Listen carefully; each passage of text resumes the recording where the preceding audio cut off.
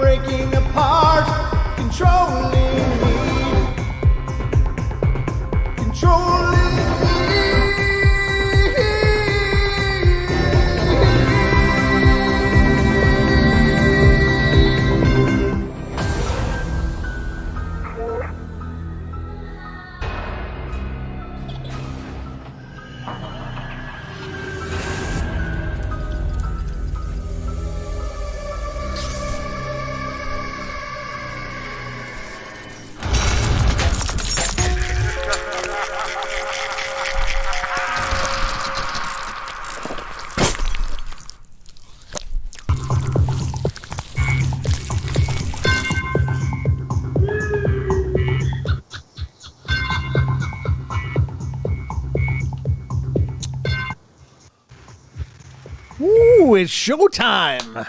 Ladies and gentlemen, welcome to the Paranormal Portal.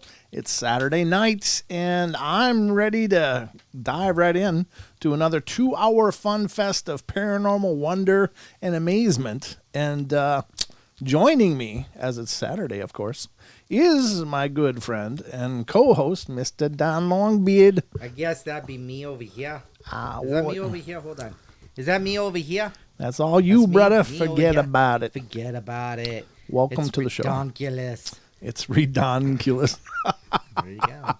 Well, thank you very much. Thank you very much.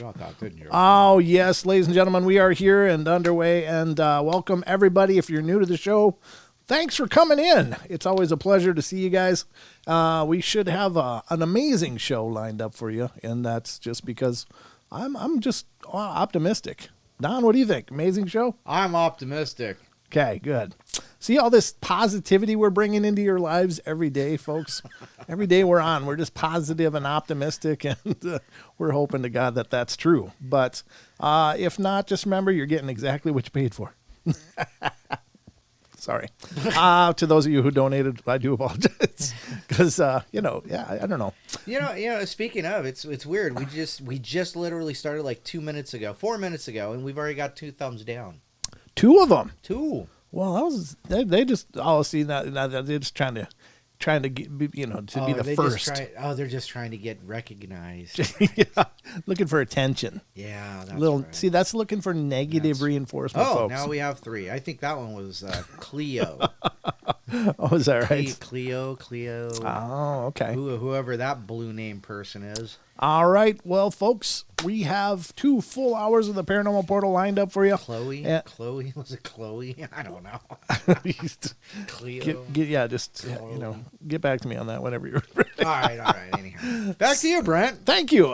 So we're going to do 2 full hours of the show. Obviously, if you want to call in, the phone lines are always available, folks. So if you've got a paranormal story or a weird thing that happened to you that you believe is paranormal, please feel free to call in. The numbers to call are 720-923-0500. Again, 720-923-0500. 500. Those of you on YouTube, of course, if you forget that number, it's above my head under the words Paranormal Portal at the top of the screen. So, we'll do our best to watch for that. It says, I am convinced the same. 2 people come here every day to click dislike. Yes. Yeah, you're probably right, and that's all right. I guess they're the ones coming and paying us attention. I'm okay with it's it. like, okay, thanks for stopping. It's the IQ train didn't stay long in their house. I'll tell you that. Apparently, the 2 brain cells bumped together.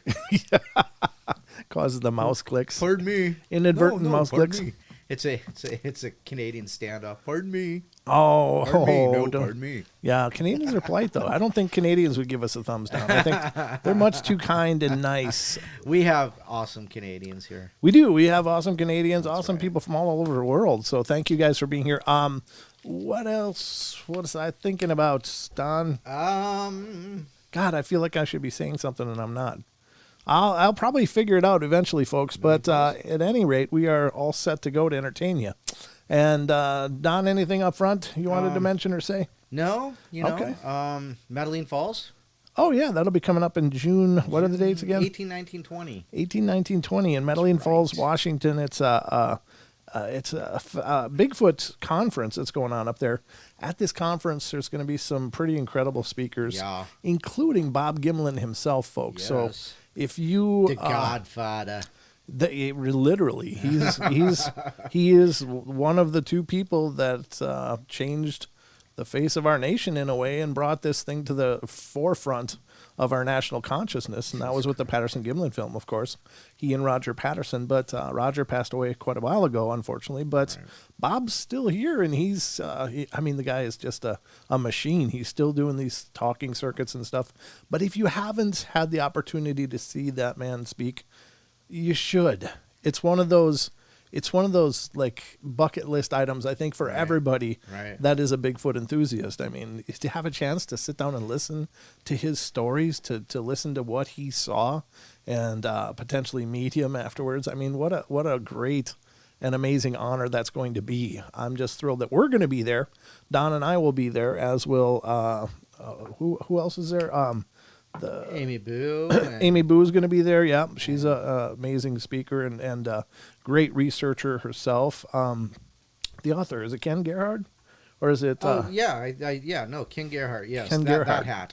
Yep, one of the 2 hats. It's either Lyle Lovett or Lyle Blackburn, or Ken Gerhard. Yeah, Lyle, you gotta love him. One of the 2 had the hat first, though. I don't know which one, but gracious, that's awesome. No, both brilliant. They're both brilliant researchers and cryptid experiences and stories from around the world. Actually, both of them have been really done an amazing job documenting that and bringing that to the national attention as well. So there's going to be some amazing speakers there. So if you get a chance, this will be. Should I do all your ghost stories and call it? Oh, no. We're not going to get political in here, but I'm here to tell you, I appreciate your gesture. But at any rate, we are going to be there again, June, Medellin Falls, Washington, June 18, 19, 20th. If you have an opportunity to be there, definitely make that journey. It's going to be well worth your time, and there's more people that are going to be there as well. There's lots of more that will be unveiled. I'm not sure if Dr. Robert Alley will be there or not, but if he is, he's an incredible speaker as well, and possibly Adam Davies will be there. I think that's potential. I don't know what his schedule's like, and I haven't seen the announcement for him, but I know that he's definitely involved in a lot of the same shows as Extreme Expeditions Northwest LLC. So, all right. So definitely look into it. If you need a link to that, let Don know. I'm working on it. We can, or he'll post it in the chats as soon as he has it available. But anyway, I guess the best place to. Oh God, we got a call already. A call right off the bat. I guess we're gonna get to the call first. Sweet. All right. This is area code 201. You're on the air. Oh, hi, Brent. It's Chris. I think I called in a few months ago with some stories, but I'm back. So I love your show and happy to be here if you're willing to hear some of my rantings. Absolutely. We can hear some of your rantings. We love it when people call in and share. So by all means, sir, what's on your mind tonight? Okay, well, I know it's sort of tonight's theme is sort of Bigfoot, UFO, and all that. Sure. And it's interesting because I would say I probably have had some strange experiences where I felt that I was in the vicinity of a UFO or I guess a Sasquatch, but I didn't see one particularly. But I had the experiences, sort of the where everything in the area becomes silent, Okay. and this feeling of dread and things like that. Mm-hmm. But I just wanted to share with you, particularly, I live in rural northwestern New Jersey on the Pennsylvania border, and a lot of people don't think of New Jersey as being rural, but I do live in a very rural area. It's lots of farms, lots of mountains. Okay. It's very remote, lots of not too many people. And I bought a house up here a few years ago, and one of the things that really hit me, one story is mine, and one story is someone else's who lives in the area, and I really kind of trust their judgment. Okay. I was asleep in my house. This is, I would say, probably about 3 or 4 years ago.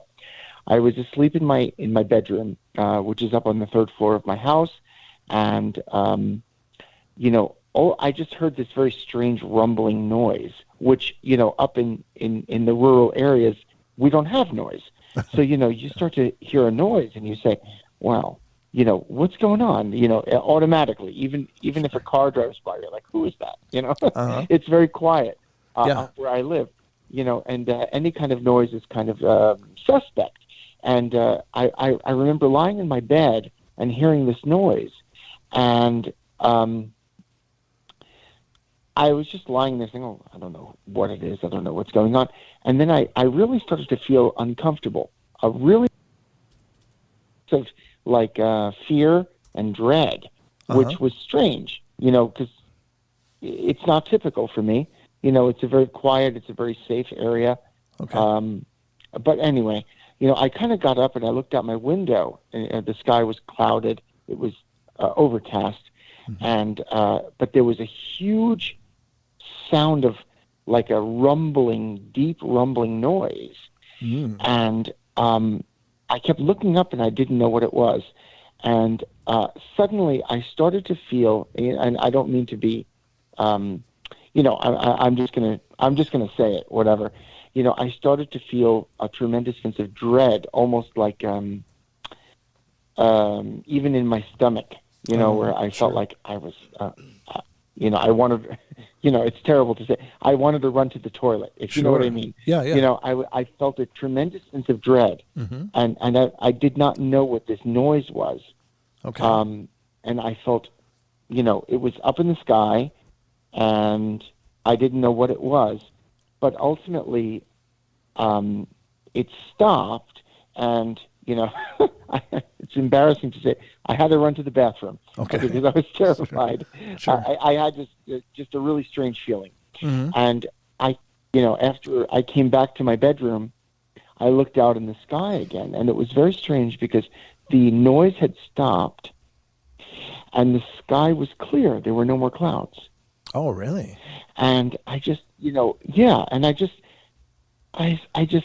kind of I got back into bed and I was just like, okay, I'm just going to forget this ever happened, and, but I felt that there was something up there. I don't know if it was using the clouds as a cover. I've never felt that I ever saw a UFO. I used to live for many years. I used to live in New Mexico. Okay. So if, that's like sort of UFO ground zero, Roswell and all that. I never saw anything down there, anything. Okay. And then I moved back to New Jersey, and then I have this strange experience. So, I was, and I just thought it was very strange that suddenly, as soon as the noise stopped, all of the clouds in the sky completely disappeared. Wow. So that was my experience. Not to be gross, I apologize. No. I really do. Not at all.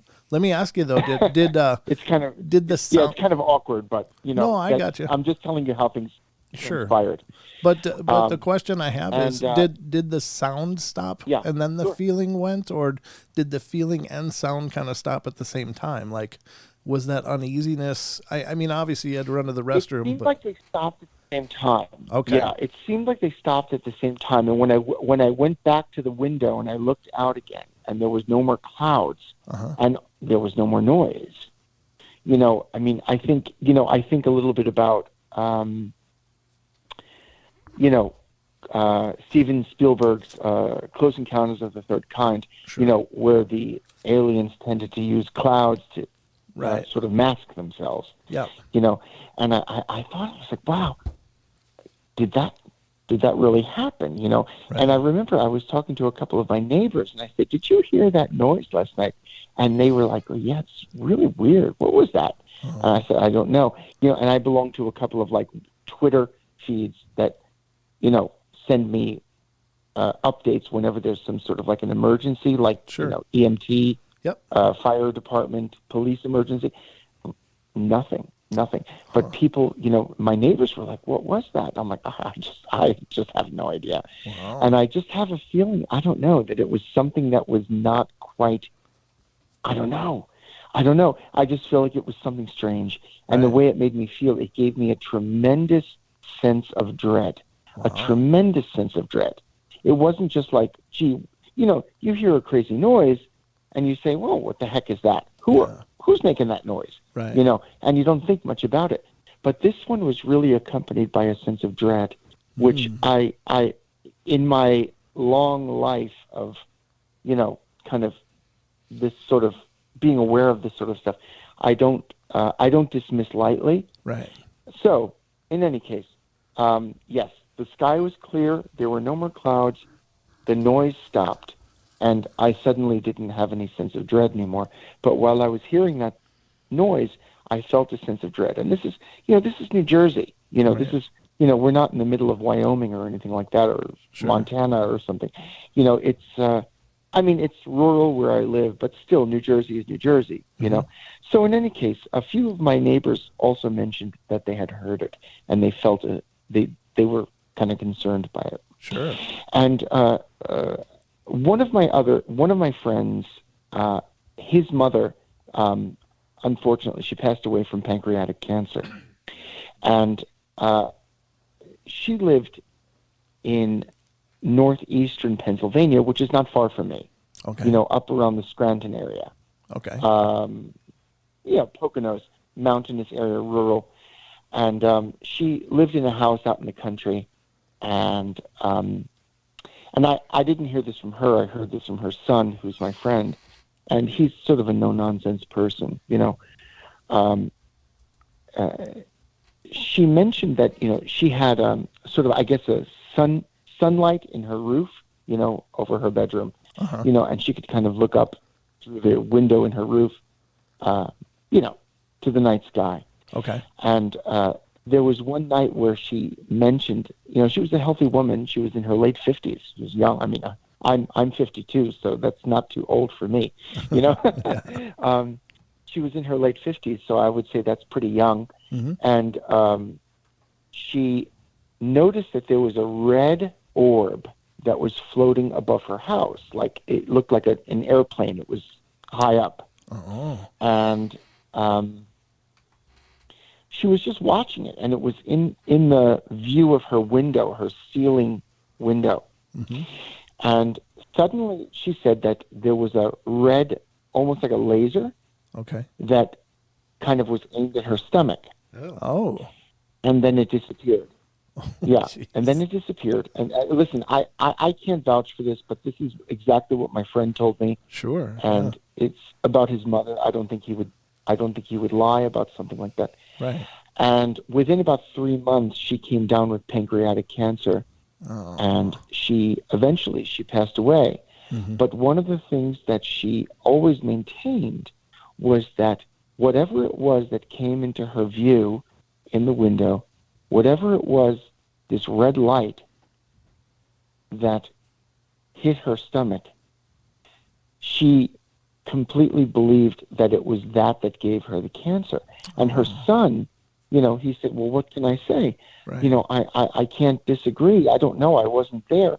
Sure. My mother wasn't somebody to make stories up. So, yeah. So those are, I would say, my two, I guess, UFO stories, Right. for lack of a better term. Sure. Right. But, one was my own, which I really felt happy. I experienced it myself. And the other was from somebody who I really respect and somebody who had no reason to make up any stories, and she passed away with that story. So, yeah, I just wanted to share those. I thought they were creepy. I thought they were interesting. And those are my own. Yeah, those are my own two experiences. One was my own, and one was, vicariously through someone else. Right. But yeah, I just thought I would share them with the people, the people listening tonight. Maybe they had similar experiences. I don't know. But I just thought I would share them with you, Brent. Well, thank you so much. I really appreciate it. And they sound absolutely fascinating. I mean, they obviously raise a lot of questions, but, yeah, I mean, man, that's incredible. I'm glad that cloud cleared up for you. That's for sure. And I'm glad you didn't see a red light. I mean, that was 3 years ago. Thank God, I haven't had any other experiences. But that was my, if people, I always joke around and I say, I used to live near Roswell. Yeah. I used to live in New Mexico, and I said I never experienced one darn thing, and then I come back to New Jersey and here I have my experience. Yeah, go but figure. In any case, for what it's worth, who knows? Maybe there's a natural explanation for it, but I really think that it was probably something that was a little bit beyond the natural. So those are just my couple of stories. So, if it resonates with some of your viewers and listeners, that's great. Amen, brother. Thank you so much. I really appreciate it. And it's great hearing from you again. And if you remember any more, you come up with any more, please, by all means, call in. My pleasure, Brent. Take care. I love your show, and good luck, and God bless, and I wish you all the best, and I'll be listening. All right. Thank you, sir. Have a great night. Take care. Bye-bye. That's cool. Very cool. So we have another call on the board, and I think this is Nick. We have about 5 minutes, so I guess we can get into this. You might have to sit on hold, Nick, after we answer the call, but during the break. But definitely hold the line. Okay, let's get to this call. Area code 626, is this you, Nick? Hey, Brett, how you doing? Awesome. I'm doing You're good. So freaking awesome. How are you? Forget the name of your co-host. No disrespect. He's awesome too. Oh, so, yeah. Thank you. I'm never memorable. It's okay. The beard. Who can forget the beard, Don? So I was thinking about some of the different Bigfoot stories, and I've been really researching this just for my own, shits and giggles, so to speak. Okay. And one of the names, one of the websites that I've come across, which I think would be a great interview, would be David Politis. I'm not sure David I'm pronouncing it correctly, Politis. Of the Can-Am Missing Project. Yeah. Who has been doing research on the stuff, and it is definitely an issue with Bigfoot or something other, dogmen, etc. Yep. David Politis is his name. Those things are definitely real. Yeah. I was I'm sorry, go ahead. No, I was just saying David Politis is his name, and it's the Missing 411 Project. Those are extraordinarily terrifying stories because these people just disappear. They're just gone. And there's no rhyme or reason to it. And there's no clear reason it should be happening. But, those cases are... No, they're actually is. And the thing of it is like, first of all, for one thing, people are shadow banning him. Facebook is shadow banning him. YouTube is shadow banning him, just much like they do with you and other individuals, including more profiled people who deal in these subjects. Because the thing, I recall one time when I was listening to Art Bell, I recall Art Bell speaking about, he was interviewing some marine or whatever, and they were saying that there's like 12 different species, and it recalls to me of 4 species of Bigfoot. There's 4 subspecies of Bigfoot. One is a very docile, loving, kind of like, he's just a big monkey. He's kind of curious, etc. Yeah, he's dangerous because he's bigger than you.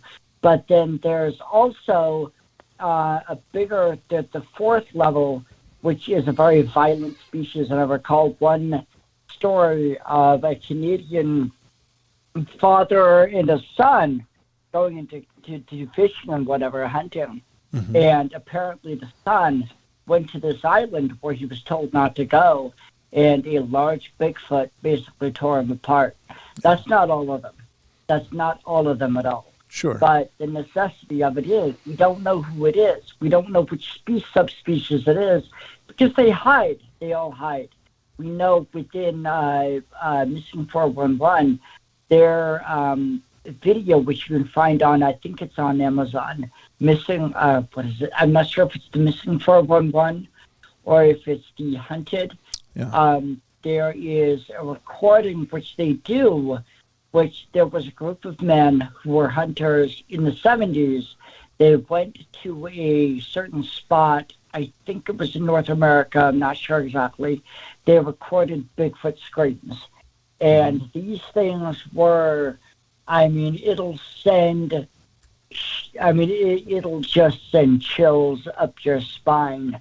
Mm-hmm. If you were in the dark of night and you heard these screams, you would run the other way as fast as you could possibly can. Yep. There's just the nature of reality.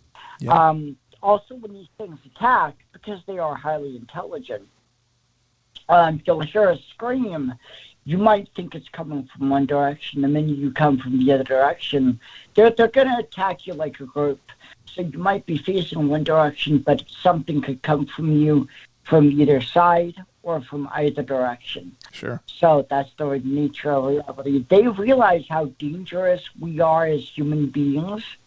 They realize how dangerous we are in groups. The problem is we're not very dangerous as individuals. That's the problem. Now, I'm not going to go into all the 411 David Palladius stuff because I've got some theories which really don't make sense for a specifically Bigfoot issue. The UFOs, yeah, they're interesting. The weather changes, yeah, that's a function of it. You do have to wonder, though, if these entities are simply swept up in some kind of dimensional portal. Hey, Nick, we're going to go to break. So I'm going to put you on hold, though. We're going to go to break, and we'll come back to you on the other side. Yes, sir. All right, ladies and gentlemen, we're going to go to our first break of the night. Hang on to your socks. We'll be right back in just a couple minutes. Don't go away.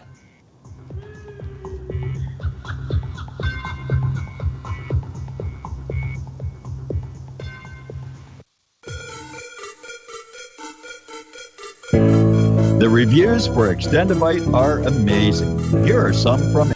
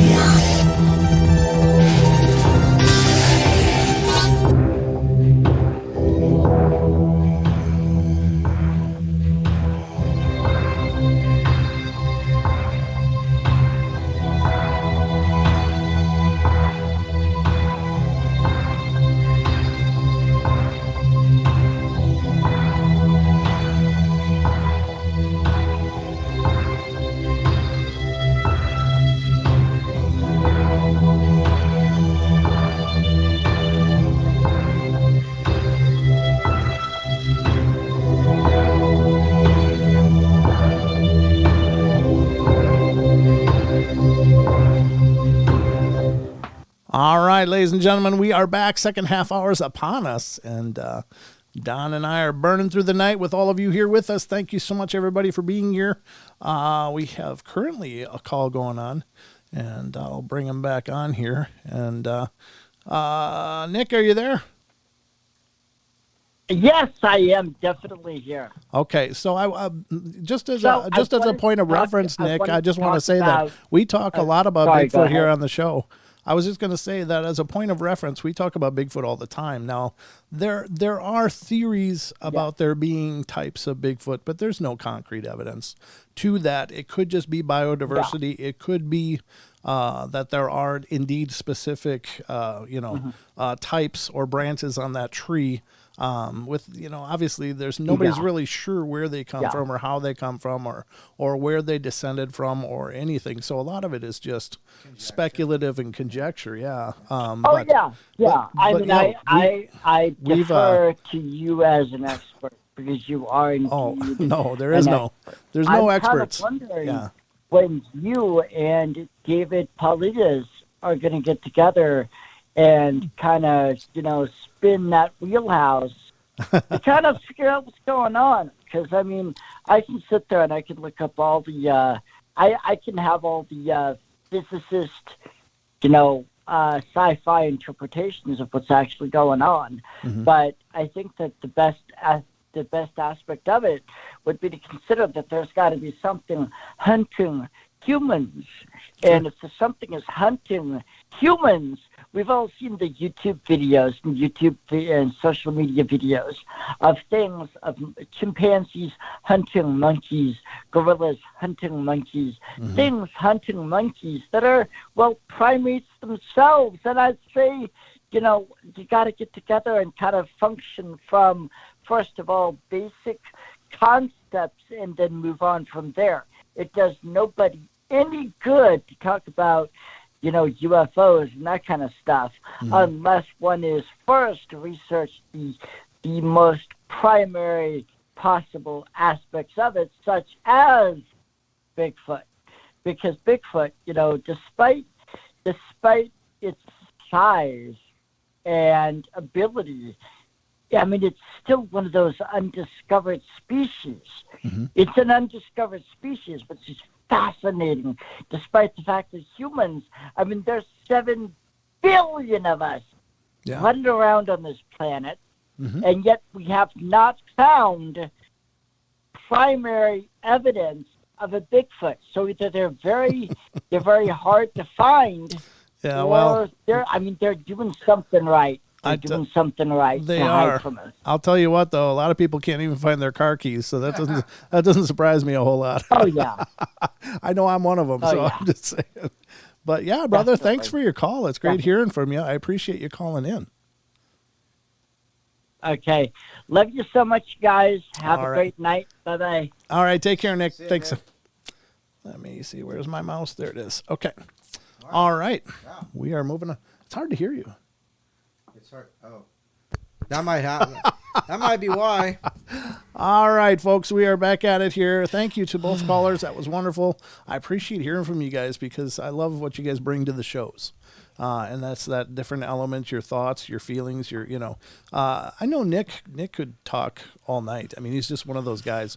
A lot of ideas. He's always participating on threads and forums all over the place. And, I appreciate both of the calls. That was wonderful. But, Don, you know what time it is? Would it be time for the news? Let's get to some news here. The only news with applause. That's right. Welcome, ladies and gentlemen, to the Paranormal Portal News Desk. As always, I've done my best sleuthing away and digging into the deep cracks of the World Wide Web. Wow. Let's see what I did there. I don't know. I cracked myself up. But I did all kinds of digging for you guys, and I found some pretty cool stories. I suppose one went, no, that's not the kind of crack. No. The legal kind, Don. That's not what I meant. That's not where we're going with this. But let's just tell you, folks, I've got some news stories that I think. Oh, no. Yeah, see? Don always gets the sneak peeks. So we're going to read these to you guys and see what y'all think. I think it's plenty creepy. Good God, for Ad Central here. All right, folks, the first article tonight is from unexplainedmysteries.com, and it's New York man falls into sinkhole full of rats. Ooh, all right, a man who had been waiting for a bus was unaware of the nightmare scenario he was about to experience. No kidding. Oh, isn't that the worst? I mean, if you could just see ahead and just go, man, in a couple of minutes, that guy's going to have the worst day of his life. Dude, you don't want to stand there. Step back about 15 feet. So it says, over the years, we've heard stories and seen CCTV footage of unsuspecting pedestrians falling into sinkholes that have suddenly opened up beneath them. But for one New York resident recently, such a scenario came with a terrifying twist that made the nightmare even worse. 33-year-old Leonard Shoulders, who's apparently no relation to Head and Shoulders. Oh, God. Sorry. Thank you. Sorry. Had been waiting for a bus in the Bronx, New York City, when the concrete underneath his feet suddenly collapsed, causing him to fall into a large hole. As if this wasn't bad enough, he found to his horror that he was trapped in a space filled with rats. Oh, God, poor guy. You know he must have broke something on the way down, so there's not much you can do about it, right? Haven't suffered from a broken arm and leg. Thank you. Snack. It's magic. From the fall, he was unable to climb out. However, his newfound companions had also made it difficult for him to call out for help. He couldn't move, and the rats were crawling all over him, said his brother, Greg White. He didn't scream because he didn't want rats going into his mouth. Oh, yeah. Oh, Lord. Fortunately, firefighters were able to free him from the hole, but not until he had been forced to lie there for 30 minutes, surrounded by the vermin. It says eventually able to. Yeah. Well, you know, while he's now recovering in the hospital, it's an experience he's unlikely to forget anytime soon. That poor man. Oh, my God. If that happened to me, I'd be just like, I'm doing something wrong in my life because not only, it's like, did I really do something karmically to deserve this? No doubt, yeah. I don't know, boys. That's, that one gives me the willies, gives me the lulus. Ugh. I don't know. I mean, I love animals. Broken arm and leg. And leg, yeah. So he's helpless. That's terrible. That story's from October of 2020, so it's not necessarily brand new, but it's still horrifying. It's as horrifying today as it was yesterday, or whenever it came out in October. The next story tonight comes from unexplained-mysteries.com, and it says Russian woman is selling a wish-granting cat. What? Yeah, why get a regular cat when you can get a wish-granting cat, Don? How much is she selling it for? I don't know. I wish my cat did wishes. Let's find out. It says one Novosibirsk resident claims that her magic pet cat grants its owner 3 wishes, and now she's selling it on. Because she maybe got she burned up those wishes. Yep. Oh, you stupid thing. That's not what I meant. That's 3 wishes. It's like a recyclable cat. Yeah. Listed on Russian classified ad platform Avito, the magical feline, which goes by the name of Vinsik, okay, is being sold for a whopping $127,000 thanks to its alleged wish-granting powers. Wow. Oh, wow. Its owner, a woman named Elena, claims that she had only discovered its abilities by accident. It works only with the owner, she said. I needed an apartment, and somehow I told Vincent for fun, fulfill my wish. Literally the next day, I realized that everything would come true. You immediately feel that events are starting to take shape as they should, and a month later, I already had an apartment. Yeah, because that would have never, ever happened without that, telling the cat, right? Right. His mother, oh, I thought it was Elena. Says his mother, Octaviante Lolita, was like a real witch, black as coal, and also lop-eared. His dad, Rochester, a healthy blue cat, but with straight ears. The fantastical cat has since lived with her for 9 years. When quizzed over why she would want to part with such an animal, Elena explained that the cat only grants its owner 3 wishes, and she already used hers up. Nice. Now She's you're obviously useless, cat. Get out. Yeah. Paying the rent? Nope, get out. She also claims that she wants to share his magical powers with other people. So see, it's altruistic, Don. Oh, yeah. For $127,000, it's altruistic. That's nothing. You could ask for $1 million and you're making money. Then why didn't she ask him for money and then give him away? Maybe she just realized too late. But with the asking price of $127,000, however, it seems unlikely the cat will be going anywhere. Great. That cat's going to live there with her forever because nobody wants to buy it. And she doesn't even want it. And cat's like, well, why am I even here? Yeah, right. You know? Well, you remember that Got Milk commercial? The cats clicked and they locked the door. no. She didn't have any milk. Oh. She was out of milk. Got milk? No. Nope. I didn't see that. I don't watch much TV, though, so I don't see commercials too often. I don't Except on either. It's an YouTube. old commercial. Anyhow. Except on YouTube. Oh, boy. Here we go.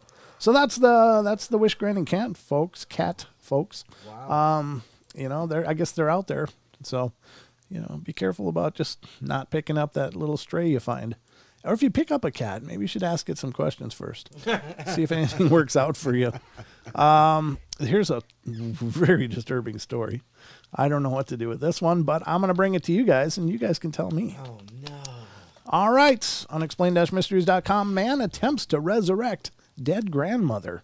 Pet Cemetery. I think it was human, but a man was arrested in Knoxville, Tennessee this week for damaging a cemetery while trying to raise the dead.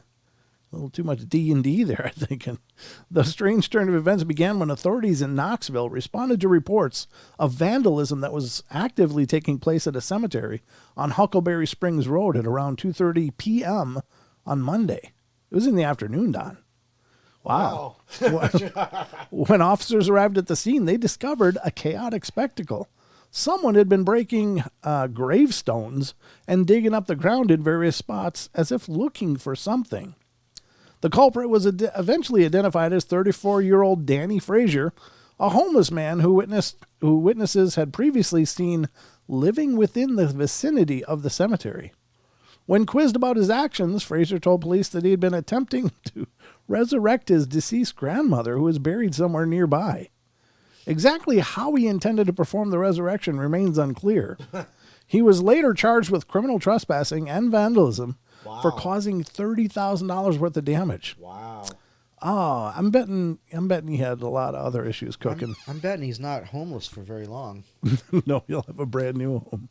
3 hots and a cot. That's exactly where I was going. Yep. Wow. I'm telling you, that's I think this person's obviously got some obvious issues. Definitely. But man, that's tragic. Oh. All right. Well. Wow. You just never know what you're going to find in these news sections, do you, Don? Nope. Well, that's because I take all kinds of time pulling up the best stories I can find.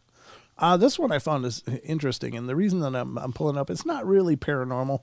It kind of seemed like it at first, but here's the thing. Any of you are familiar with Google's efforts? They have a project called Loon, and what they're doing is they're floating these high-altitude balloons up over Eastern Africa to try to bring internet to some of these cultures over there that don't have access to it or whatever. So they have these balloons that have these, I guess, routers of some sort on them that bounce signals down to the ground from satellites or whatever. And so no, there's no such thing as a satellite. These are balloonalites. But which in of itself is really a kind of a cool endeavor because it's making, it's kind of leveling the playing field in some ways, and they're doing it as a freebie for those people that live over there. And I think that's cool. But these things look absolutely like, if you saw that high up in the altitude, you'd think, God, is that a mothership or what's going on? But here's the story. It says Project Loon sparks UFO scare over the Congo. Now, oddly enough, for some other, it's like serendipity, because I just literally 2 days ago happened to look at the UFO map. I'll pull it up in just a minute. But I was like, what are those weird circles over Africa? And I clicked on them, And that's where I learned about Project Loon. It says Project Loon. And I went and Googled it, and then I found out that that's the Google effort to bring internet to these Western or Eastern Africa countries. So this is Project Loon sparks UFO scare over the Congo. Make sure I'm on the right screen. Okay, a large silver-covered object had crashed deep in the jungle, was initially mistaken for something otherworldly. Locals in the Democratic Republic of Congo, Bas-Uele province, were left perplexed this week after they went to investigate the wreckage of a large object found nested in the dense jungle foliage. Footage and photographs of the spectacle quickly made their way onto Twitter, sparking a real deal of debate and speculation over exactly what it was that had crashed there. An unidentified flying object fell yesterday near the town of Buta, close to Kisangani, in Bas-Uele. User Campbell wrote, "It looks like a communications equipment." Someone is quoted as interview CD saying, "It's not a satellite. Does anyone know what it is and who it belongs to?" Even the local governor, Valentin Senga, seemed to be unaware of the nature of the object. "I'm not able to say exactly what kind of device I observed," he told Reuters. What intrigues us is that neither the intelligence services nor the local aviation authorities claim to have any information on the overflight of Congolese airspace by this aircraft. As it turns out, the mysterious UFO was in fact a high-altitude balloon that had been launched by Project Loon, an initiative designed to bring internet access to the world's most rural areas. It's not the first time one of these balloons has been mistaken for otherworldly visitors either. Back in 2012, one of them went rogue over Kentucky, and it took a whole year for Georgia to come clean, or Google to come clean, rather. You can check out footage of the Democratic Republic of Congo crash site below. Well, we're not going to do that, but it is interesting. That does look like it's pretty serious. That looks like a solar array, right? It is a solar tower, yeah. Yeah. Huh. So I guess I could put this link if anybody's that interested in checking out the actual project. They can do that. And there that is. And let me put it up on the chat room over here. There we go. Pasty. Okay. So now that's the article in case anybody wanted to check it out or watch that video that's at the bottom of it to see what that Project Loon is all about and what that looked like. Now, I'm going to pull up the map that made me actually find it in the first place. And this is UFOstalker.com, and I find this site is really cool because it gives a map of the world, basically. If you zoom out far enough, it gives you, each one of these is sightings. If you see an alien face, it's an alien thing. But what I thought was interesting was when I went over here and started looking at Africa. Let's see what's going on here. Not getting it yet. It's like now suddenly there's nothing in Africa. Honestly, yesterday there was stuff. Let's see if it shows up. I don't know why there's nothing in the north of Africa now. That's weird. There was before. Now like there's only one report. Why is that? Okay, well there used to be these.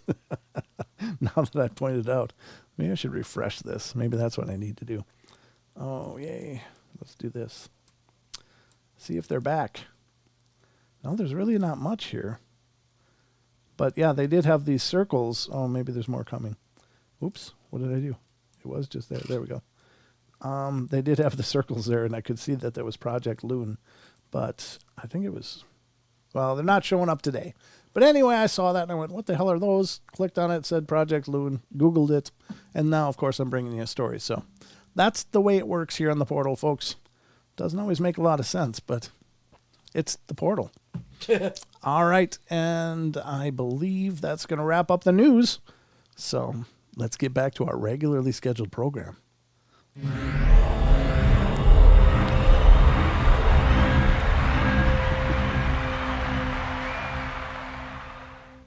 All right, folks, that's it for the news, and we're going to get back to it.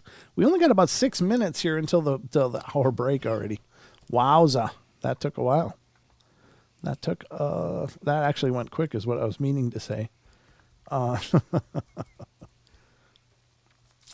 Okay. All right, sorry, I just had a message I had to look at quick. So, And I agree. All right, so I got a couple of things. I think we can get through. I have a couple pieces of articles that I was dealing with. Is this the one? Yeah. So there's 2 parts left to this one. I got to look at the clock. We got 5 minutes. Yesterday, I did 10 truly unbelievable claims of UFO and alien encounters. And we got all the way to 8 of them. But there were 2 more, and I'll just clean those up now before the break. Sir Peter Horsley. Sorry. Sir Peter Horsley talks with an alien in a London sitting room. And this is Sir Peter Horsley had a remarkable career in the Royal Air Force. Indeed, at his height, he was the Deputy Commander-in-Chief of Royal Air Force Strike Command. However, in 1997, after he'd retired, he released the book Sounds from Another Room, in which he recounted speaking with an extraterrestrial being in a dark room in a London house. As a result, he was almost universally cut adrift by his military colleagues. That's unfortunate, but yeah, you can't, I mean, you don't know if he's playing with a full deck then or not, I suppose. Horsley stated how he was invited in 1954 to meet a Mr. Janus, who would speak to the military man from a shadowy corner of the room. Horsley wrote about how he had the distinct feeling that Janus was able to read his mind. Furthermore, he would keep firm control of the conversation at all times. The conversation revolved around Britain's future nuclear capabilities, and Janus demonstrated an intricate knowledge of the British military as if to convince Horsley of its authenticity. It was following this meeting that Horsley began to rise rapidly in the ranks of the Royal Air Force. Whether that rise is connected to the meeting with Janus is open to debate. However, despite the bizarre nature of Horsley's claims, it would be strange for such a decorated individual to choose to draw attention to himself for no good reason. That's a good point. Yeah, definitely. I mean, why would he, right, Don? Yeah, I mean, he's comfortable. He's retired, you know. Yeah. I don't know. But then again, you know, you see all these deathbed confessions and Right. blah, blah, blah, blah, blah. It's like, well, what's your point? There you go. Well, there's one more on this list. This is Gosta Carlson develops pharmaceutical companies following meeting with aliens. Wow. Whatever the authenticity of the claims of Swedish ice hockey player Gosta Carlson, a location in the town of Ängelholm, it now boasts a concrete memorial to the affair. Carlson claimed that while he was walking in the country in May 1945, he witnessed a strange saucer-shaped craft landing in a nearby field. Furthermore, the occupants of the craft ventured outside and communicated with him, even passing on natural remedy recipes. Ooh. So valuable was this meeting that Carlson would go on to found 2 pharmaceutical companies. He was ultimately very successful and went on to become the owner of the first professional ice hockey team in Sweden. All of this success, according to Carlson, was down to the chance meeting with extraterrestrials that afternoon in Angelholm. Needless to say, many people, even in the UFO community, struggle to believe his story. At least in full, whether his account is true or not, the monument is now only one of only 2 pertaining to UFO incidents in all of Europe. The other one being in Poland to mark the Emelison encounter. I'm not familiar with that, Don. Are you? The Emelison? Nope, I can look it up, though. Yeah, Don's going to look that up, folks. Spell that for me. Emilicin. I'm not familiar with that either. But since we're talking about monuments, since there's one more, I guess we should look into that. So that's that article, folks. And now I can close that tab. It's been open for a while. You know, you got to wonder. I don't think it's those two stories. I don't know. I mean, is it possible that you could have a conversation with an extraterrestrial that hid in the dark corner? Well, it's definitely weird. I mean, it's not what you would expect. But is that a possibility? I guess it is. I don't know. Maybe they don't like the light. I don't know. What do you think, Don? You know, that's one of those deep throat kind of things, you know. It's like, you know, watching, you know, like the X-Files, and you got cigarette smoking man over that's true. in the corner. Mm-hmm. Or they called him Cancer Man. They used to call him cigarette smoking man. Yeah, they did. Yep. Mulder. Whatever. There was something really disturbing about that guy, though, wasn't there? Was, yeah. All right. Well, folks, we're about a minute out of the break, or actually about 30 seconds. So we'll find out what the Emma Listen encounter is, and I'll bring you a whole bunch more of the paranormal when we come back. So we've got still a full plate of stuff. I'm not sure how much we're going to get through tonight because, it's just the way it rolls, but we're definitely going to pack the full 2 hours to the gills. Because this is how we do it. We ain't doing it like that. Oh, Chris Jarvis thought that was hilarious. All right, so folks, hang on to your seats. We're going to go to the break, and we'll be right back in just a couple minutes. Don't go away. And we may take attendance, just saying. It could happen. It might be a test. You'd hate to miss that. All right, we'll be right back, folks.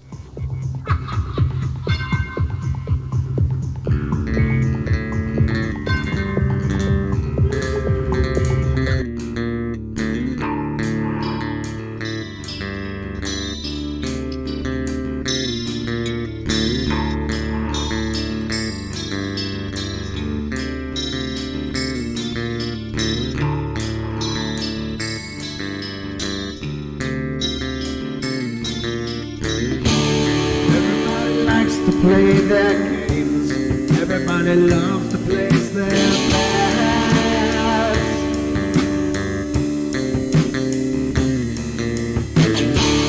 They don't understand the price I paid. They don't care to comprehend.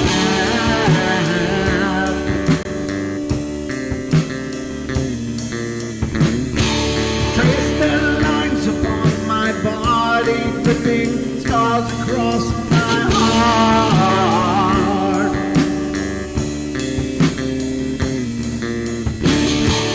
Raging anger boils inside me as their lies keep falling apart.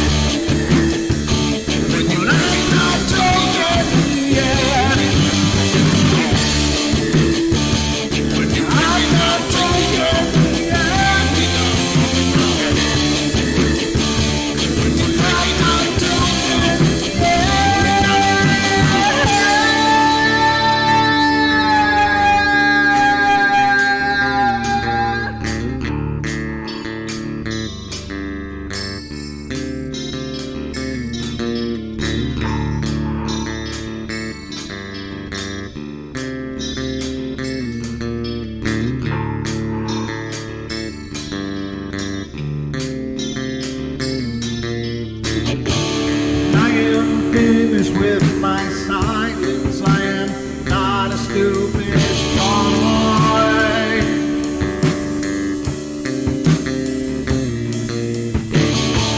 No more breaking me with kindness, just you dance upon my joy.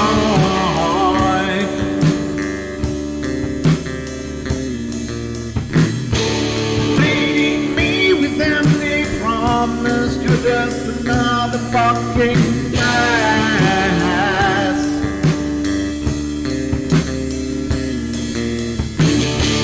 Taking off the slice of my sanity, just make sure that you're well fed.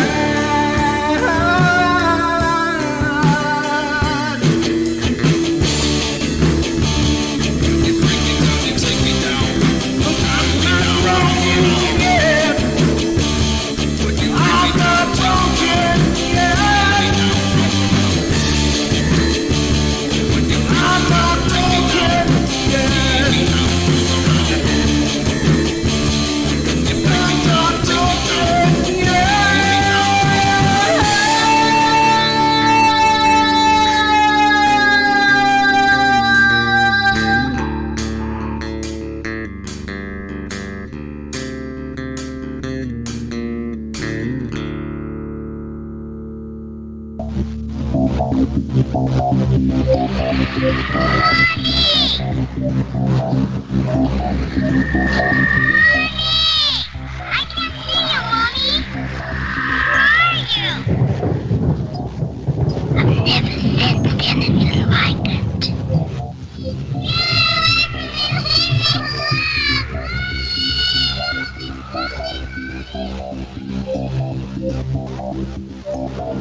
Carol Ann is not like those she's with.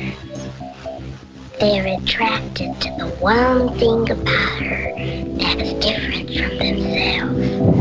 Her life force. It is very strong.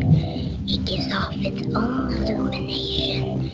It is a light that implies life and memory of love and home and earthly pleasures.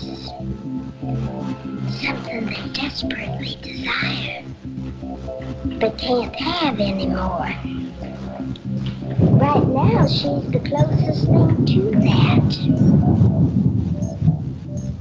Poltergeists are usually associated with an individual. Hauntings seem to be connected with an area. A house, usually.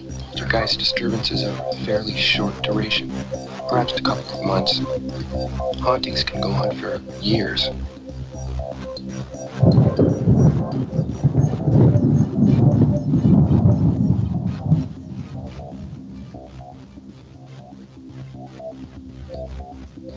Ladies and gentlemen, welcome back. Hour number 2 is upon us, and we are underway here on the Paranormal Portal. 1 hour just blew by. It just like disappeared, evaporated into a chance singularity or something. I don't know what's going on. Ripped but apart by singularity. Yeah. Through the event horizon into the black hole. So we're going to do this now just because it was just brought up, but future reference, please, if you want to discuss something on the show, send it to me before the show. Just easier rather than trying to shift gears all of a sudden. But we're going to go into it now because the person is in the chat and he's sent in a picture and as well as on the phone here. So, but in the future, please send the stuff before the show, because it helps me to organize the whole flow of things much better than trying to adjust on the fly. So this is area code 410. You're on the air. Hey, guys. Sorry to crash the show here for you. It's okay. I'm not, Chris's experience. Yeah. I'm not upset. It just makes it harder for me to make it all work. But I'm happy to always share what you guys have experienced and seen. I'm just trying to blow it up and get it all in position now. But what is going on here, brother? So I heard the other caller's experience about the UFO, and it got me thinking. I took a picture about something strange I saw in the sky. Many years ago. I thought I didn't save that picture, so I was like, let me check my backup drive. Maybe I still have the original picture or something. Uh-huh. And this picture was taken at my work. This is in Columbia, Maryland. I was just leaving work one day. This was back in 2012, and was just walking outside, and I saw these 3 things in the sky. These 3 little white. It kind of looks like when a jet is really high in the sky and it leaves that chemtrail. It kind of looks like that, except for it was moving down. There was 3 of them. They were moving down, and it looked like they were going really slow. So maybe they're really far off in the distance.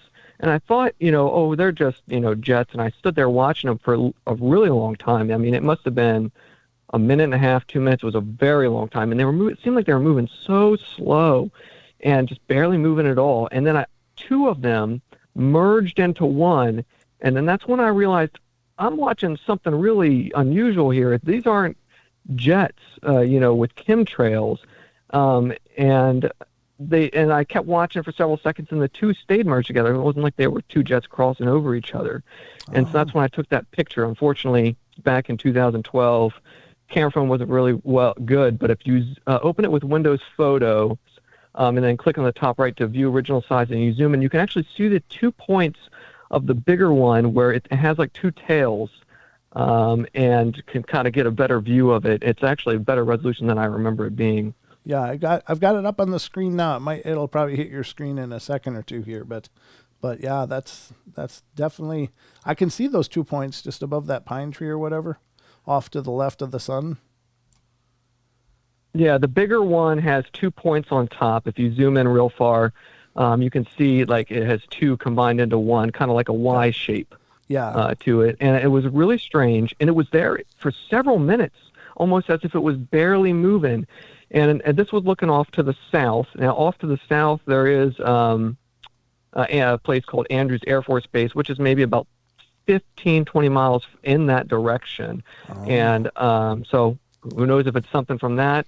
And it definitely wasn't a jet, though. It definitely wasn't a helicopter. Sure. The only thing I could think of is maybe space debris falling in the atmosphere. But, I've seen a shooting star, and, they last a split second real fast. Sure. And this was there for several minutes. And so that's the really strange thing about it, too. That is, and I can see what you're talking about. I can see the two lines that are merging as one, almost just at the very top of it. Exactly. You can see the split. Unfortunately, I'm limited on how far I can zoom in here, but this is, pretty good. I can see it, and then the shorter one. So you're saying it looked just like this for several minutes. It wasn't expanding or growing. It was just like this. Yeah, it was, in the beginning, it was three lines, it looked like three jets running side by side parallel to each other, except for the two started coming closer together until they combined together. And then that's when I realized this is unusual. I'm going to take a picture of this. I wish I would have gotten a picture of it, before those two combined together, but I just thought, I was shocked I still had the photo from that long ago. Now, did they have longer contrails initially, or were they always about this length? No. Okay. Yeah, it was the same length the entire experience. It's really strange. People say, the experience seemed like so long, but it was really only a few seconds. This experience really was several minutes. I was standing there. It was cold outside. It was in the middle of winter. You can see there's no leaves on the tree. So eventually I just got tired of watching it. It was so long, and my hands were getting cold. I was like, I just got to go, I got to get in the car. And it was just like the whole time, it was, they were about that same length the whole time. So even when they were moving further down closer to the horizon, they stayed the same length. They weren't leaving a longer chemtrail or nothing. It was just the strangest thing. So it did continue to descend, but this is just one. Yeah, image. It continued to descend. Wow, that is really curious.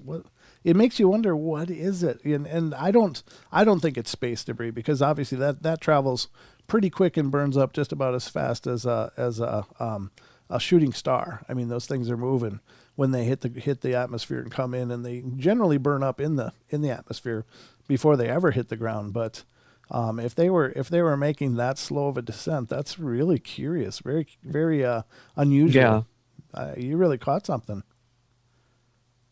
Yeah, it was really strange, and thousands of people have had to saw this, because this was 6:37 or probably about 7 p.m. maybe. Okay. No, it had to have been earlier than that. I think it was around 5 p.m. because it was in the winter, and it gets dark early here in the winter. Sure. And around rush hour time, and it's real close to I-95, a major interstate over here. So, thousands of people had to have seen it if they looked up to the sky. Right, yeah. And, the other thing is, though, maybe most of the people that saw it glanced up and saw it, didn't see motion, so they just thought, it's, maybe it's nothing, or my eyes are playing tricks on me, because when the motion is quicker, it just then really grabs your eye. But slow motions and subtle motions like that, I think, are easy to just dismiss as, I don't know what the hell that is.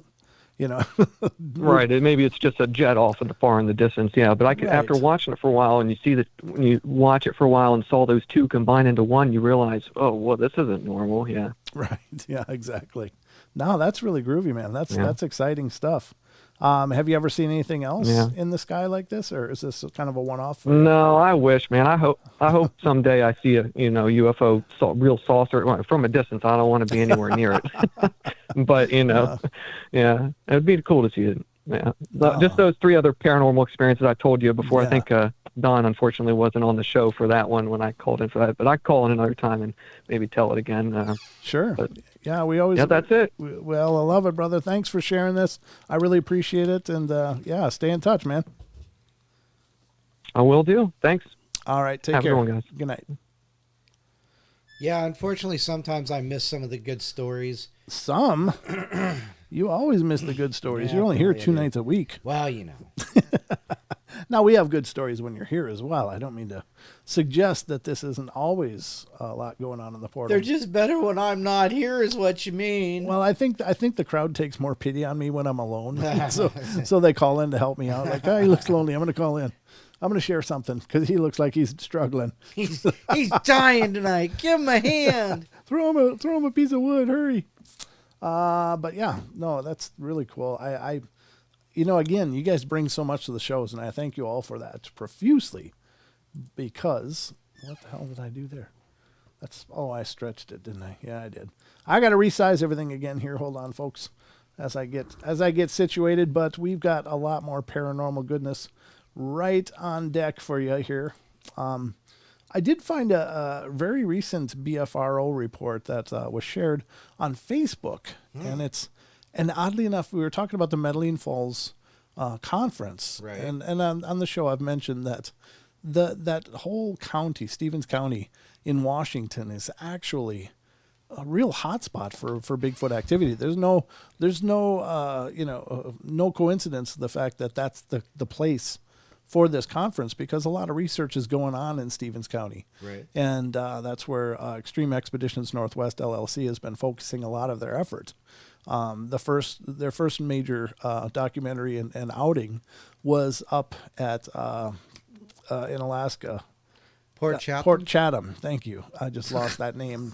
All of a sudden that name was gone from my head, but Port Chatham. And that's the site where back in the early turn of the century, there was a logging settlement there where people were getting shredded. They were getting torn apart. So nobody had ever really been up there investigated, and everybody stayed away from there, including the locals, to this day. So Stephen and his Extreme Expeditions Northwest LLC team went up there, and they did a documentary, and it's really something. It's some tough, rugged country up there, and they really punched the clock when they went up there to work, because it's there's some rugged terrain, and they were up there checking it out, and you could see the ruins of all these old places. But they're from the Spokane area of Washington, so they found out about the Stevens County area, and it's really been a excellent source of material for them in researching. So that's also why Extreme Expeditions Northwest LLC is the one that's putting on the conference in Medellin Falls. So we're really excited about that. But here is a report coming out of there. It's a Class B. So it's not like somebody came face to face with a Bigfoot here. But this is from the year 2020, fall, last October, the 17th, Stevens County. And in the nearest town is Colville. And let me see, I got to get this situated. Okay, there we go. And it says, observed, October 17th, a study at Radio Dome parking lot north of Highway 20, Colville, Washington, time 9 p.m. to 1 a.m., gravel being thrown at my pickup in the front, the gravel being thrown at the left of the game cam, 2 loud thumping sounds on a tree, and then followed by a low growling into a woofing sound, ending in a high-pitched scream. 200 feet from our camp. Later, the game cams caught the gravel being thrown in both directions. A huge black figure with mostly part head, shoulder, ending in mostly clear picture of a shoulder, arm, and open hand that had thrown the gravel. Now, I'm not going to read all of it, but there were some really interesting pictures that are included here. Unfortunately, I can't really blow them up. I can try this though, right? Make them bigger this way. There you go. See if I can really zoom in and oh Jesus, Louise. There's some of the gravel being thrown right there. And that's quite a capture, to be able to capture, the actual object being thrown. And the thing is that these things, trail cams don't just boom, boom. They trigger and then they cycle into their shots. And so this must have been ongoing for it to detect the movement first and then start firing the cycle of pictures to actually catch it. But that's pretty wild. I don't know. I'm not really seeing as much in that one, but this is a different resolution of it, I guess. And I don't know. I don't see an open hand or something. Do you? No. But there is this misty kind of shape there that's different. And you can kind of make that out here too. It's a little discoloration, but very, very, very subtle. So it's obviously outside of the range of the IR booster lights that are built into the trail cam. Right. Most of those are designed to shoot, 20, 30 feet, and that's about it. But I don't know what that is. Okay, so that's all of it. But I thought that was kind of neat because it's in that same area. And here's the area from space. And you see, this is what it's like up here, folks. Yeah. This is it. I mean, there's these little dots of something going on here and there. but most of the terrain up here is literally this ocean of forest. And so it's not hard to believe that there could be these huge creatures or beings that are just existing unseen because they want to be unseen and without notice. But there's the location. He was in this parking area. And yeah, look at it, surrounded by an ocean of trees. It's called a forest. It's called a yeah, forest. what that is. Oh, I got it. Forest. It's a forest, but interesting all the same. I just wanted to bring that to you guys because I love these reports. These are people actually seeing and experiencing something. And, the BFRO is definitely a great place to check out any of the latest reports that are coming in, as long as people are recording them there. There are other repositories of sightings online as well. I'm not saying BFRO is the only one, but it's definitely one of the best known out there. It was actually founded in part by Matt Moneymaker of Finding Bigfoot. This is his brainchild, I guess. What? It's a brainchild. Nothing. Yeah, absolutely it is. All right, so we've got, what is this? What did I pull this up for, Don? You thought that would be interesting. No, I did think it's going to be interesting. Here's an article coming from, this is from mentalfloss.com. And this is an article, the United Kingdom is releasing nearly 60 years of UFO reports online. 60 years. 60 years, folks. You can be able to go online and check out all of the reports that they took. That's funny. I just came across it on Facebook. Oh, did you? Yeah, that's where I found it. I'm not ashamed to admit that sometimes I find material for the shows right on Facebook. No one country has a monopoly on UFO reports. Sometimes between the Roswell incident of 1947 and Canada's Falcon Lake. By the way, what was that? What was that Poland thing? Oh, the Jan Wolski. Yeah, I've got it pulled up right here. Oh, okay. I just was curious if it was anything to it. There's a lot to it, apparently. Okay, gotcha. United Kingdom government started collecting official X-files of its own. Now Live Science reports the country's Ministry of Defense will share those formerly classified documents with the public for the first time. UFO mania has invaded the UK by early 1950s. The British media began covering supposed extraterrestrial phenomena with a more serious tone. And books and titles like The Riddle of the Flying Saucers and The Flying Saucers Are Real were excerpted in major newspapers. Even Winston Churchill was intrigued. Writing to his air minister in 1952, what does all this stuff about flying saucers amount to? What can it mean? What is the truth? The Ministry of Defense formed the Flying Saucer Working Party to process the flood of new reports coming in around this time.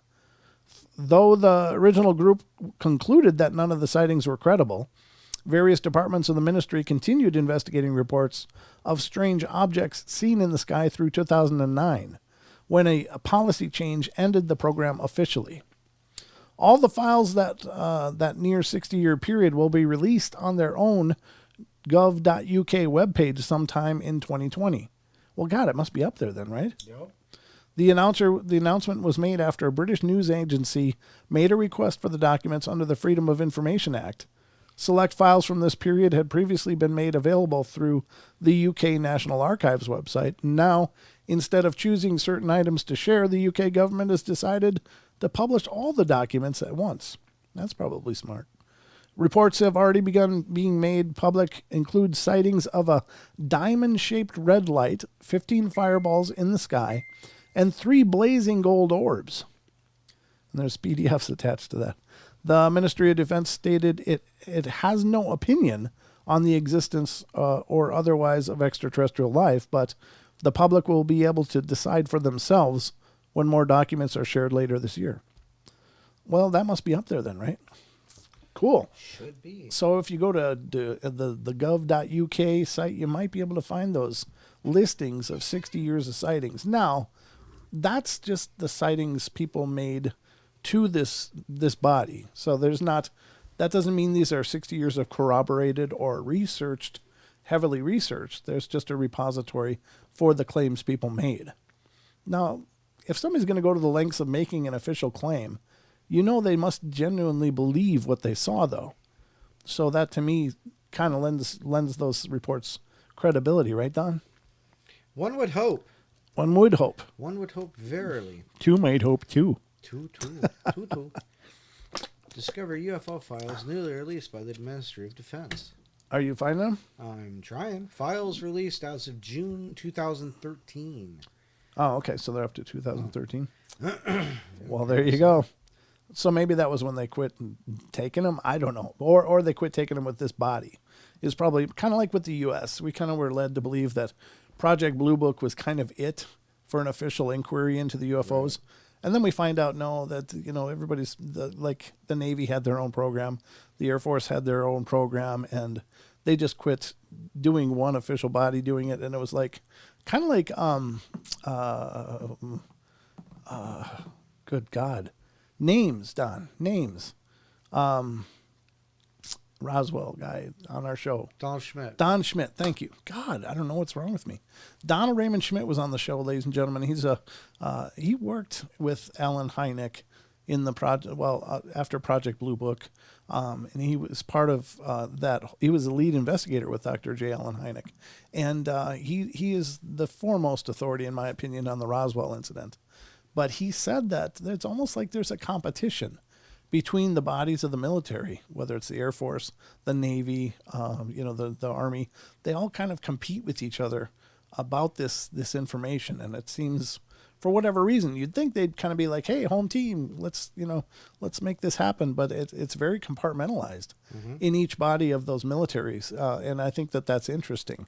But of course, the Navy came out and said they have new investigative techniques or whatever, or more official, or they revamped their reporting.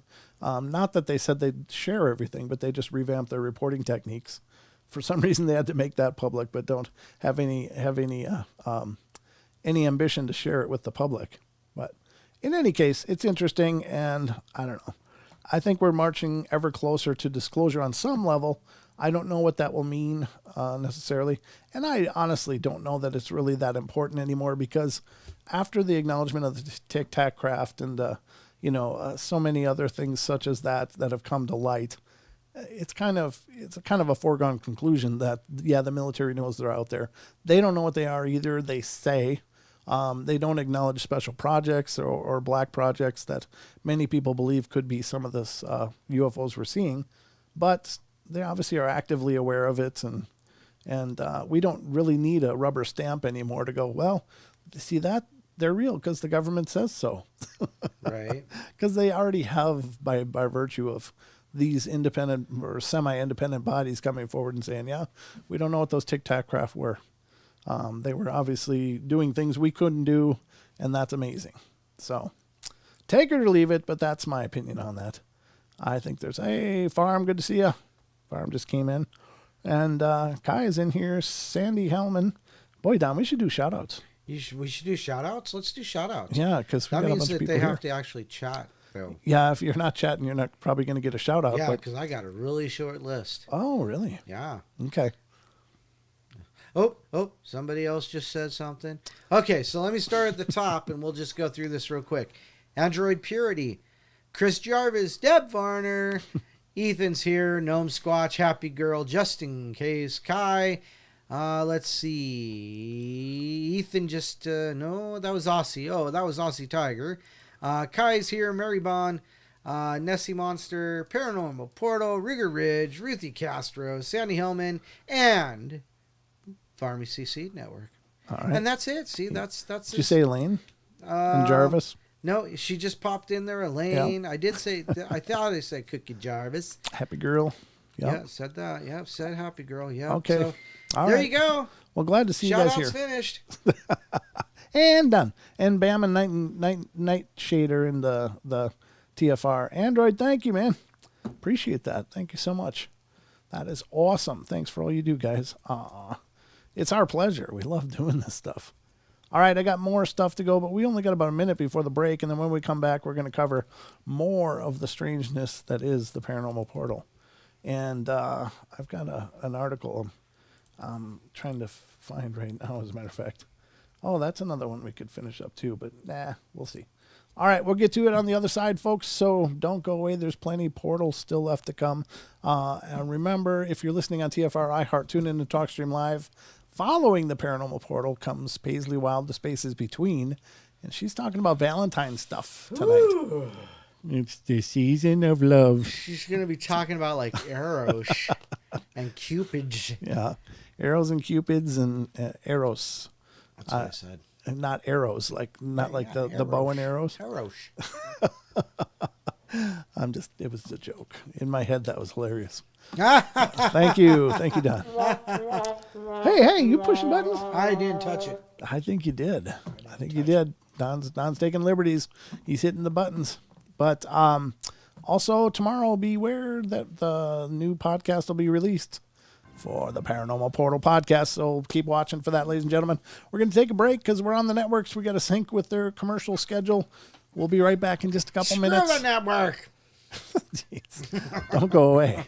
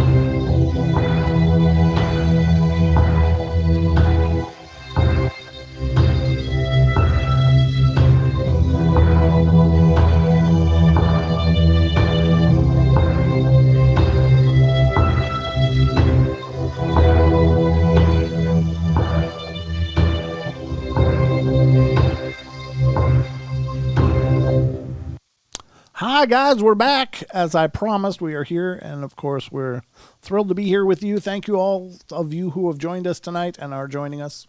The numbers kind of always change throughout the show, but that hopefully means more of you are finding us and going, hey, what is this magical thing I've discovered? Well, this is some good stuff, man. It's the portal. It's free, too. And, ladies and gentlemen, we'd love to make you a member of the family as well. So if you're brand new to the show and you're watching us on YouTube, please like and subscribe and hit that notification bell so you know exactly when we're doing what we do. Because we don't always know what we're doing, but we're doing it all the time, Wednesday night through Sunday night here on YouTube, and we'd love to have you here with us. Please spread the word. Feel free to share these streams around and let other people know about the magic that is the Paranormal Portal. All right, that's about enough of that. Welcome back, everybody. You're getting pretty good at that. I'm not doing too bad, right?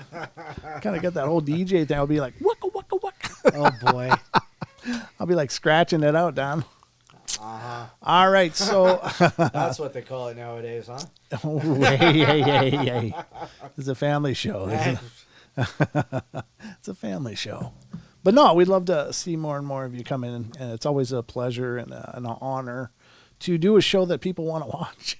To me, that's still just blows me away. It's like, they're really here to listen to me. They like what we say. I know, right? We say words, other people don't. They say other words, but we hope the words we use are just a little bit better. We hope. I was going to do something, and I'm forgetting what it was. Oh, Edna Lane Warren. I just screw up my own thought process all the time, Don. I get distracted, like, oh, something shiny. Hey, I should say this. Squirrel. Yeah, right. And then I come back to, what was I going to do? I don't know. Edna Lane Warren. Huh? Edna Lane Warden. Warden. Yeah, I know that part. I got that open on the screen. But you were going to do something else. There was something else I was going to do, too. Damn it. I Surprise. can't remember. Welcome to the show. This is as good as it gets, folks. Actually, we are going to read an article now. It's from our good friend, Mr. Brent Swanser, who is the most prolific paranormal journalist out there, in my opinion. He does his writing for mysteriousuniverse.org, which is a great site for all things paranormal, supernatural, Fortean.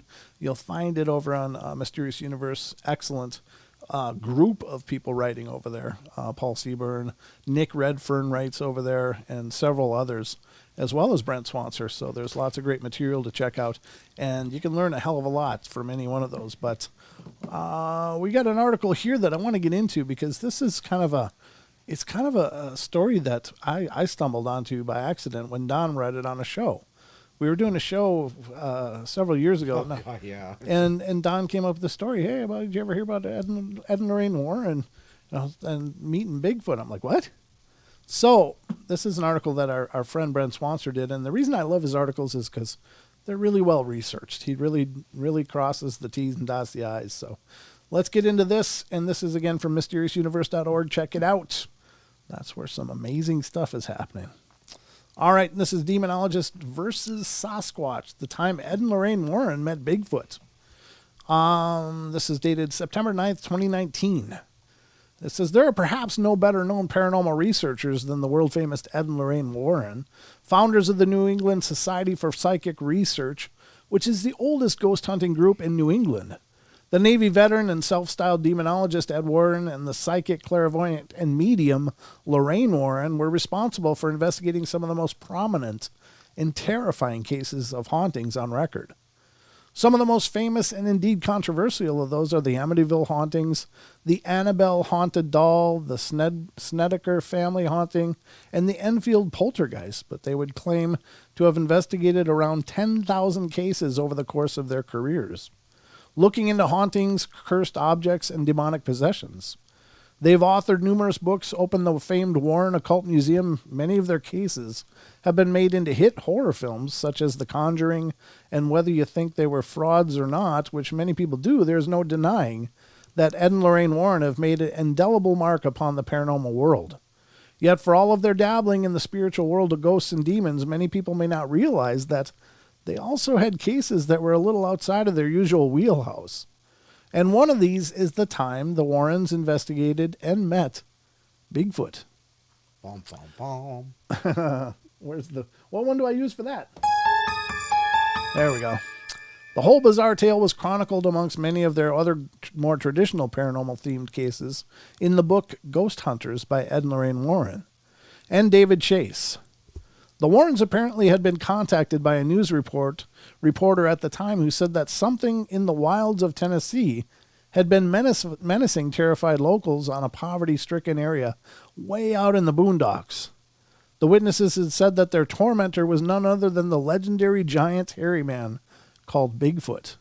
And although Tennessee is actually quite a hotbed for Bigfoot sightings, the Warrens had never been particularly interested in investigating the creatures until then. Lorraine Warren would say of this, "We'd never really paid much attention to stories about Bigfoot. I wouldn't say that we dismissed them as fictitious, but Bigfoot just didn't hold much interest for psychic investigators." Well, that changed one spring when we were lecturing in Tennessee, and a reporter from Elk Valley Times contacted us and told us about some hill people who kept insisting that something was threatening their children. The whole thing was too bizarre for them to pass up, and so the Warrens headed out to the heavily wooded backwater hill country to check it out. The area where the sightings had occurred was described as little more than a collection of flimsy shacks without running water and with lights provided by a single electric wire that meandered through. Lorraine says she felt very sorry for these people in their abject poverty and wanted to do something to help them, so the Warrens spent the day asking them about what it was they thought they had seen.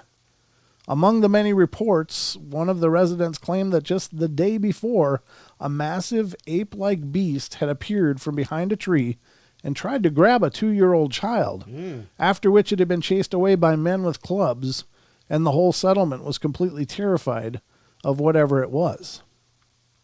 Although the Warrens didn't necessarily believe that there was an actual Bigfoot stalking around in the sense of it being an undiscovered bipedal ape, they could see that these people were obviously very afraid of something, and that they, at the least, believed that they had seen what they said they had. So they went about venturing out into the surrounding wilderness to investigate. The landscape of the area was described as nothing but vast hills and forests so impenetrable they seemed beyond the reach of civilization. And the next morning when they headed out into the thick trees, well, the thick trees were wreathed in an ethereal fog to lend it a rather otherworldly, dreamlike ambience.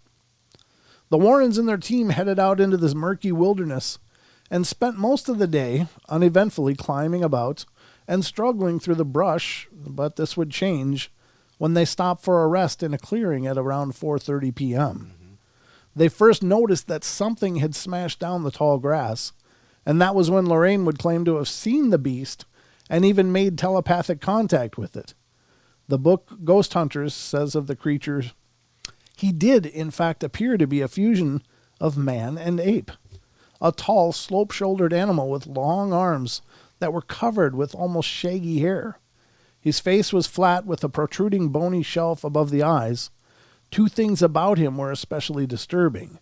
First, his eyes, which shone with intelligence, compassion, and fear, and second, his ability to project images telepathically into Lorraine's mind. No so-called dumb animal is able to accomplish such projections. Lorraine instantly knew she was dealing with a creature who, despite his fearsome and ugly appearance, was not the prehistoric beast most people assumed him to be." Lorraine would claim that the creature had sent a flurry of images and emotions into her head like a projector onto a screen, including it standing in a cave by a river with a family of similar creatures, and an image of his injured foot, which it somehow conveyed was keeping it from seeing his family again, as well as waves of a feeling of isolation and sadness. It also allegedly expressed to Lorraine that it had merely wanted to communicate with the 2-year-old child and had meant no harm. Indeed, it seemed conversely rather terrified of and wary of human beings. When the other members of her team approached, she told them to stay back as she was in telepathic communication with the very creature they had been searching for. And she moved through the tall grass to get closer to it, smelling a foul, acrid odor as she did. So not uncommon in Bigfoot reports. She said they had a gentle and peaceful exchange of mental images until a bullhorn suddenly sounded off somewhere behind them, and the startled beast retreated in terror. Lorraine would claim that she could sense the pain in its foot as it fled and see blood in her mind's eye, and then the link as well as the creature were gone. After this, she and the others searched the area and claimed to have found huge footprints and a trail of blood on the ground and foliage, which they followed to the edge of a cliff, but they found no sign of the creature and no further psychic link could be established. It had simply vanished, and it is all a rather spectacular account, but also interesting in that it fits with similar reports of telepathic Bigfoot, which are more common than you might think. What was it Lorraine saw? Was it even real in any sense at all? Ed Warren would speculate that Bigfoot was not even flesh and blood creature at all, but rather a tall, is called a tulpa, also known as a thought form. The concept originally comes from the Tibetan Buddhism and basically involves a visible construct built entirely from the mind and belief of human beings. Basically willed it into being. With enough will and belief, they were even said to be able to take on a life of their own, becoming a sort of independent apparition that can exist apart from its creators, and can be seen and even interact with the world around them. Ed Warren would explain it all a little more ominously and link it to other strange phenomena, writing, "They're called tulpas, physical manifestations that are in fact projections of the mind. They are creatures of black magic as described throughout the world, but mostly by the monks in Tibet. It is my belief that Bigfoot is a tulpa, a mind projection, so is the Loch Ness Monster and many other now you see it, now you don't creatures that get reported in the press. Someone who is practicing black magic projects projects such creatures, and we see them. This could also account for unidentified flying objects. It is interesting that Ed Warren insists on linking the tulpa phenomena to black magic, as there is not really particularly any association to such things in the lore. It is supposedly merely the will of the mind creating a construct in the physical world, not necessarily the result of black magic, but he's the demonologist, so I suppose we just have to take his word for it. Nevertheless, tulpas indeed are theorized by paranormal researchers to be behind a wide variety of strange phenomena ranging from Bigfoot, ghosts, aliens, angels, demons, lake monsters, and many others. Is that what is going on here? Or is this all a load of bunk? It is unfortunate that in recent years Ed and Lorraine Warren have been increasingly accused of being frauds, with their cases accused of being either highly embellished or completely made up.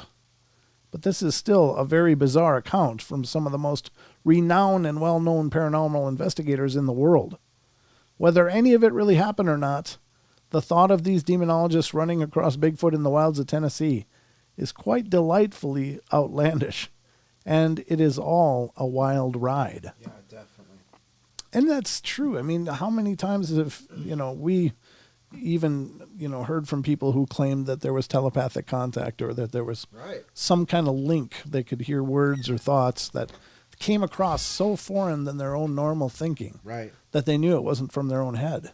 Yeah. So I think there is something to that with this whole telepathy thing. And I think that perhaps all animals are telepathic to a degree. Well, I think you need to have a level of empathy as well. You have to be receptive to these feelings and things. Mm-hmm. The more closed off you are, the less you're gonna get these, these images or these feelings. Right. So, we're talking about, the Warrens here, and Lorraine was more open to that than obviously Ed was. Mm-hmm. Ed was just saying, oh, it's just the shadow person, right? Yeah, it's or a figment. It's a figment of your imagination that you gave manifestation to. Sure. Which is kind of a weird thing for him to say to begin with, but whatever. So just thoughts. Just thoughts, and those are good thoughts. But because when you think about it, a tulpa is a manifested being that comes from the will or desire of a person. But I think that we constantly create these tulpa-like projections in our lives. I think it's part of our, our journey. Right.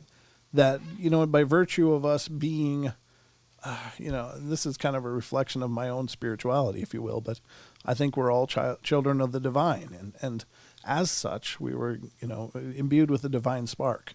And that spark enables us to do incredible things, including creation. And, and I'm not trying to deify anyone, but I'm not trying to take anything away from anyone either, because that's incredibly profound. The idea that if you believe hard enough in something, it becomes a reality of some sort. Right. I think that is incredible. I don't believe he's right about that being what Bigfoot is, but that's, that's his opinion. He's certainly entitled to that, but I don't share that opinion. But I do think that there are tulpas. I think that sometimes people manifest their own hauntings, and it's a manifestation of fear. Sometimes it's a manifestation of, maybe feeling alone and feeling trapped and feeling helpless. And so all of those coalesce into some subconscious projection of, of another force. And, I think it was in Buddhist lore or tradition, they talked about the Buddha sitting down with demons and basically acknowledging that they were his projections, that he had created them, and then they dissipated in front of him, or being challenged by demons, and he had to, come to terms with the fact that it was his manifestation before him. And so by acknowledging and, empowering himself, he took away that reality for him anyway. Right. So I think there's a lot to learn from things like that. So I do think there are tulpas. I do believe that Bigfoot very possibly could be telepathic, that that they just developed this other thing. Now, here's the thing. I think our pets are telepathic. And if you listen to any good dog trainer, so for me, it's Caesar. Caesar Milan, the dog trainer, the dog whisperer. If you pay attention to any of his shows, he's talking about how your dog's behavior is a reflection of what it's picking up from you. Right. So these high-strung, agitated little dogs that are, all over the place are reacting to your anxiety. Well, that's a form of telepathy, at least empathy. And empathy is not that far removed from telepathy in my mind. Rather than it being formed images or words, it's a feeling. Well, it's an awareness that connects us. And I think that we all have it. Everybody is, telepathic.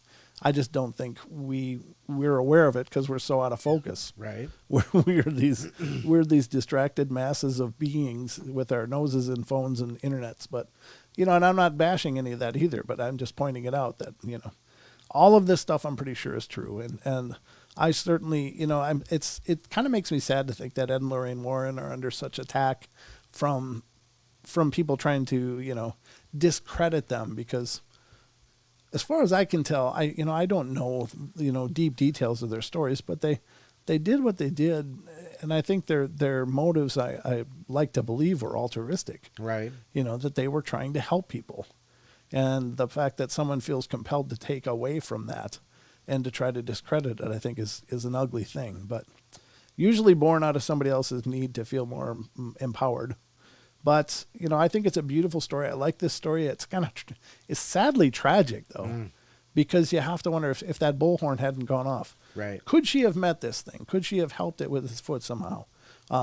Tended it to it with a first aid of some kind. Maybe it's a foul smell. That's. I guess when I was reading it, I thought, God, did his foot stink that bad? But then I forgot. Yeah, Bigfoots are supposed to kind of stink when they're agitated. So, I don't know what was going on, but it's a tragic tale of this displaced, scared being, and trying to find its way back home, and then it somehow ends tragically. Right. So whatever the case it is, but you want to slap the guy with the bullhorn, don't you? Yep. It's good. What are you doing, huh? What are you trying to pull here, mister? We're out here for you, idiots. Yeah, I know. They came all out. How'd those poor hill people have a bullhorn? They talked about how they were just these ramshackle shacks, but they had a bullhorn. What do you think, Don? Not really surprised, actually. Not really surprised. Could be. But anyway, I don't know, folks. We're just on this journey all day long here on the portal. Now, I did have something that I could clean up here. Here it is. There's a couple of stories left in this, or at least if there's some stories left. Here's a story from Thought Catalog. It's from an article I was sharing the other night, having to do with cryptids and creatures. And this is I saw a creature similar to Slender Man.